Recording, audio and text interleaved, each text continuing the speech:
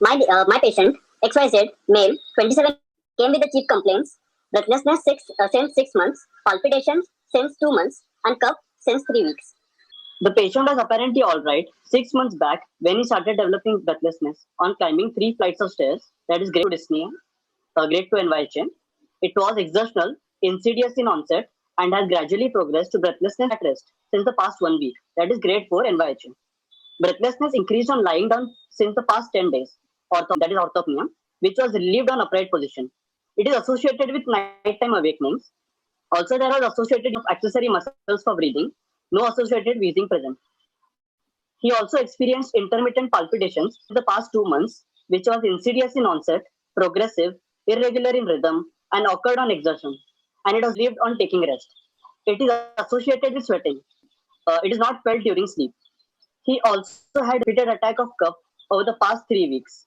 Cough was associated with expectoration, which was non-foul, pink, frothy, non-blood tinged, and about 5 to 10 ml in quantity. It increased on lying down position, and there was no diurnal variation. Is a young male who was normal before 6 months. 6 months, his dyspnea has worsened. So what is your interpretation of this symptom, dyspnea? What is the mechanism? Why should somebody become breathless? So usually it is due to J receptor stimulation. That there is something called as Herring-Brewer reflex, which is activated.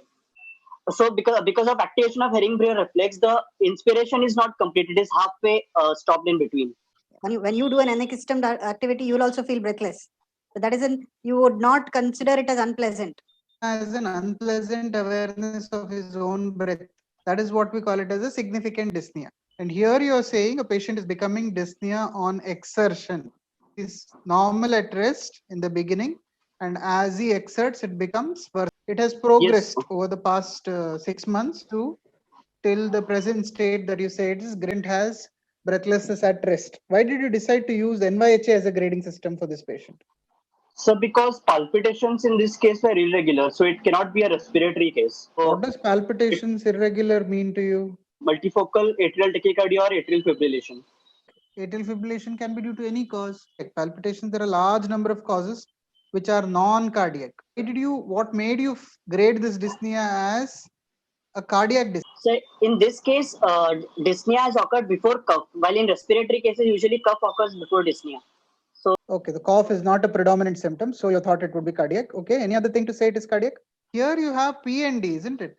PND is a very, very specific feature of heart disease. Cardiac. There are only two symptoms which are specific for cardiac. One is PND, the other one is, the other symptom which is very specific for the heart is angina. And you know what is angina? What does it mean, angina? Comes on exertion, relieves on rest. So that is a very specific symptom for cardiac. NYHA grade 1? NYHA grade 1 is when breathlessness occurs at more than accustomed activity. NYHA grade 2 is when it occurs at accustomed activity. NYHA grade 3 is when it occurs less than accustomed activity. And NYHA grade 4 is when it occurs at rest. Who does an exertional activity which is more than normal will get breathless. That does not mean he's NYHA grade 1. NYHA is only used if the patient has cardiac disease only. MRC can be used for any breathlessness, but NYHA is only used if the patient already has a cardiac disease. Patient with heart disease, what is his functional status? That is being measured by NYHA. What does PND indicate? What is the mechanism of PND? Or when will the patient with the heart disease become symptomatic? When the heart rate is high or low? When the heart rate is low. Supposedly a heart is failing. What is your target? You want to target the heart rate to be low, or you want to keep the heart rate high? We want to keep the heart rate high so that there's... You want to keep the heart rate high, yeah? Whenever the heart rate increases, which becomes shorter? Systole remains the same. It is diastole which decreases. All the cardiac activities which is required for the heart happens in diastole. As the heart rate increases, the diastole worsens and the cardiac filling will not happen. So the failure will worsen when the heart rate is high. When a patient with heart failure, if the heart rate is lower, he is less symptomatic than a patient who has a heart rate higher. Sympathetic activity which increases during REM sleep is the one which precipitates heart failure, and that is the one which causes PND. Why does PND not occur in the day?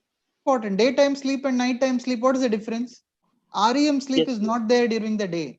REM sleep is specific for nighttime sleeping. That is why PND occurs only during the night. Supposedly you get one episode of PND. What happens? What does the patient do? He usually goes out towards the window in order Okay. to get more air. What will happen that time when he gets up and goes? He'll start breathing deep, isn't it? He'll start breathing deep. Breathing. Yeah. So what will happen to the heart rate? Heart rate will decrease. When he stands up, what will happen to the venous return? Venous return The fluid will go to the legs, isn't it? The fluid overload which is there on the lungs will decrease. So once you wake up from an REM sleep, generally you do not get REM again. Your sleep becomes NREM only. So generally PND has only one episode per night. Differential diagnosis for PND. Okay, so night terrors, REM phenomena. Okay, nightmares, night terrors. Sleep apnea, very important. Sleep apnea because the patient becomes obese and then after some time he'll become snoring and then apnea becomes, isn't it? Asthma, very, very common. So when will asthma patient becomes more breathless? Mornings, usually in the early mornings, around 4 o'clock or something, they become breathless. So how do you differentiate whether it's an asthma or a PND? Whether a patient with asthma, once he gets an episode, will it relieve on its own? Patient with asthma will not be able to go back to sleep unless he takes the bronchodilator. Inhaler he has to take. Whereas in PND, that does not happen. You don't require medications. It will relieve on its own. Yeah. Any other differential diagnosis? DD for PND. GARD, very, very common disease. Postnasal drip. Somebody has a chronic sinusitis. When he goes to sleep, what happens? All the secretions will go downwards. Irritation of the lower respiratory tract and the patient can get cough out of that. So these are the important differential diagnosis of PND.